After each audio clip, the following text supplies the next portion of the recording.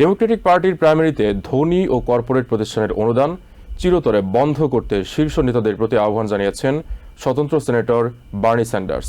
তার মতে এ ধরনের সুপার প্যাকের কারণে প্রার্থীরা তীব্র আর্থিক বৈষম্যের মুখোমুখি হচ্ছেন এবং যা গণতন্ত্রের জন্য ক্ষতিকর।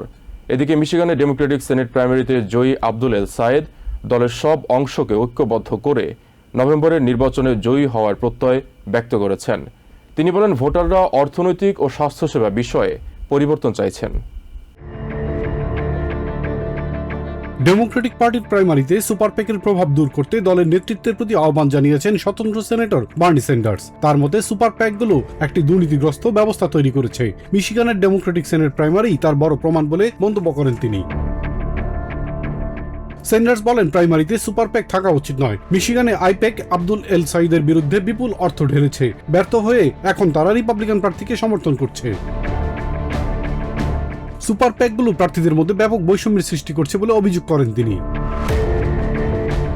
বর্তমান অর্থনৈতিক ব্যবস্থার কঠোর সমালোচনা করে স্যান্ডার্স বলেন, দেশের বেশিরভাগ মানুষ মৌলিক চাহিদা মেটাতে হিমশিম খাচ্ছে, আর মুষ্টিমেয় ধনকুবেররা আরো ধনী হয়ে উঠছে। সবার জন্য স্বাস্থ্যসেবাকে নিশ্চিত করার জন্য জোর দেন তিনি।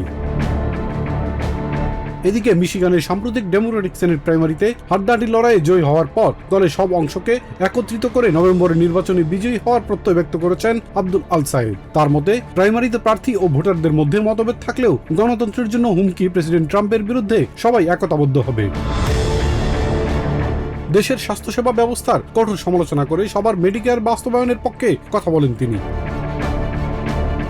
আল সাইদ বলেন, তিনি ইহুদি ধর্ম ও অনুসারীর মানুষকে শ্রদ্ধা করেন, তবে উগ্রপন্থী ইসরায়েল সরকারকে শর্তহীন সামরিক সহায়তা দেওয়ার পক্ষে নন বলে জানান তিনি। Ilias Kamal, TVN 24 news desk. New York থেকে সম্প্রচারিত টিভিএন 24 টেলিভিশন বিশ্বজুড়ে বাঙালির কণ্ঠস্বর।